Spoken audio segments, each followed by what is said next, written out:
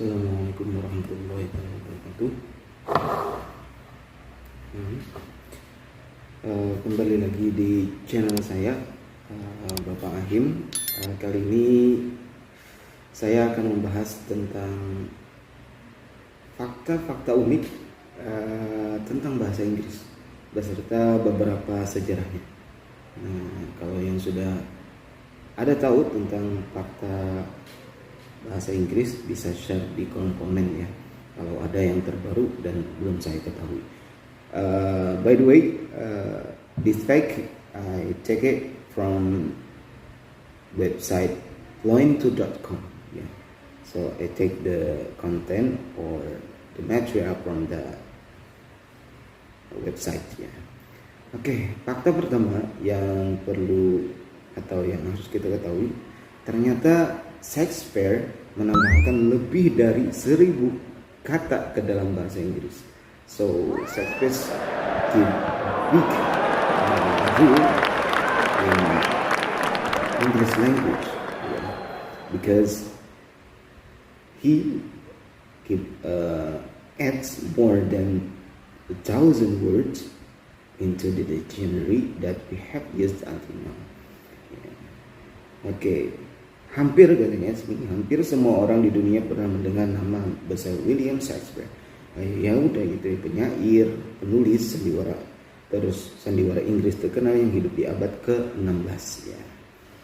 Dari soneta, drama seperti Romeo and Juliet dan Hamlet, Shakespeare menciptakan pengaruh yang besar dalam literatur Inggris. Akan tetapi katanya, apakah Anda tahu bahwa Inggris itu sendiri tidak akan sama tanpa Shakespeare? Jadi Shakespeare ini punya peran penting dalam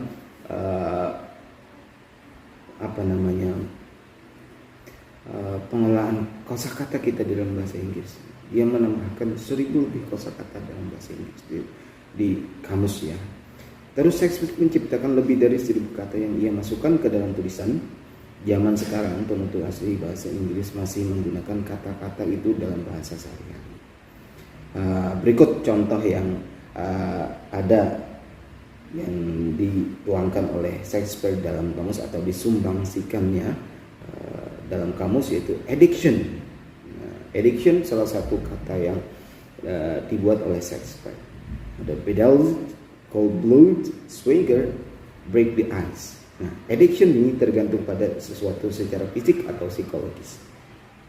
Biasanya pada obat ya.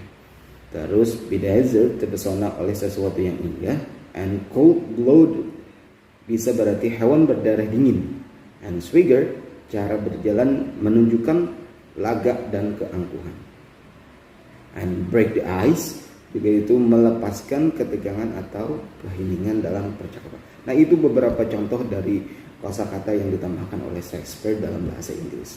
Terus yang kedua, fakta yang kedua itu, kebanyakan kata bahasa Inggris berasal dari Prancis and Old English. So most of the English words came from French and Old English.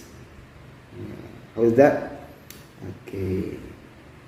Menyusul penaklukan bahasa Norman pada tahun 1066, Prancis menjadi bahasa yang digunakan oleh bangsawan di Inggris. Ya. Sementara itu, kaum petani dan masyarakat kelas rendah terus menggunakan Old English yang tersusun dari kosakata Germanik. Nah, sini juga pernikahan antar kelas mempertemukan kedua bahasa itu, dan kemudian lahirlah Middle English yang mendekati bahasa Inggris modern.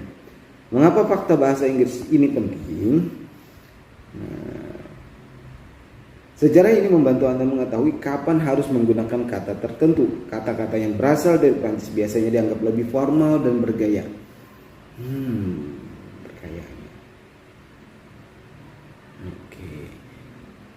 Sementara kata-kata dari Old English lebih informal. Maybe we can find in some movies that we could see that when the actor used the Old English, it was like the informal style. When we want to talk about something to the persons. Ambil contoh kata commence and begin.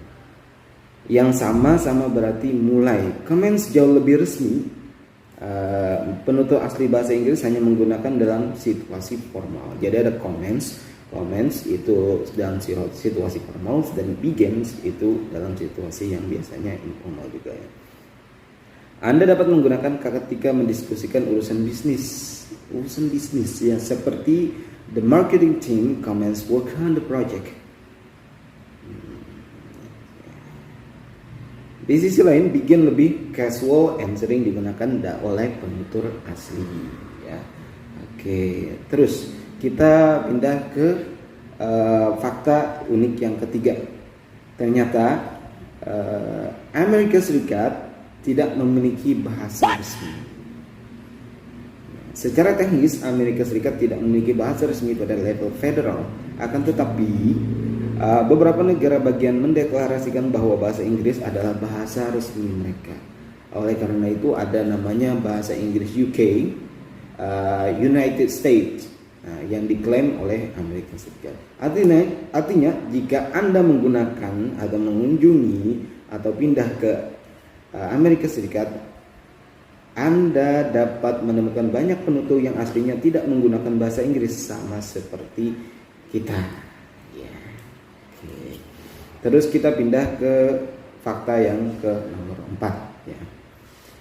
Bahasa Inggris pernah memiliki gender grammatical. Seperti apa ya? Oke, banyak bahasa yang menggunakan gender grammatical, misalnya pengguna bahasa Spanyol menggunakan artikel gender el and la sama dengan the ya. Hanya ada artikel.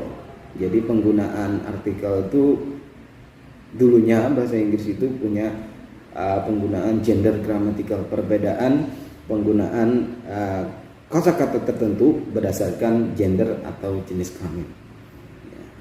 Tergantung apakah kata bendanya maskulin atau feminin. Oke. Bahasa Inggris juga pernah memiliki gender grammatical, tetapi tidak lagi ya. Katanya bahasa Inggris juga pernah memiliki gender grammatical, tetapi tidak lagi. Buku Gender Shift in the History of English menjelaskan bagaimana lama-kelamaan bahasa Inggris menghilangkan sistem gender grammatical. Ketiadaan aturan gender dalam bahasa Inggris ini sebenarnya memudahkan, ya otomatis ya. Anda hanya perlu mengingat arti kata, bukan gendernya. Karena kalau kita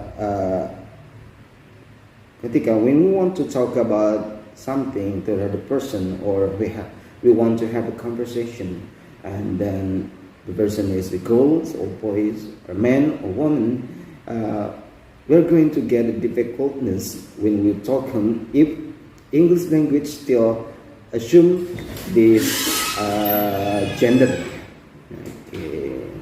this gender shift ya. Jadi bahasa Inggris pernah memiliki gender grammatical. Oke.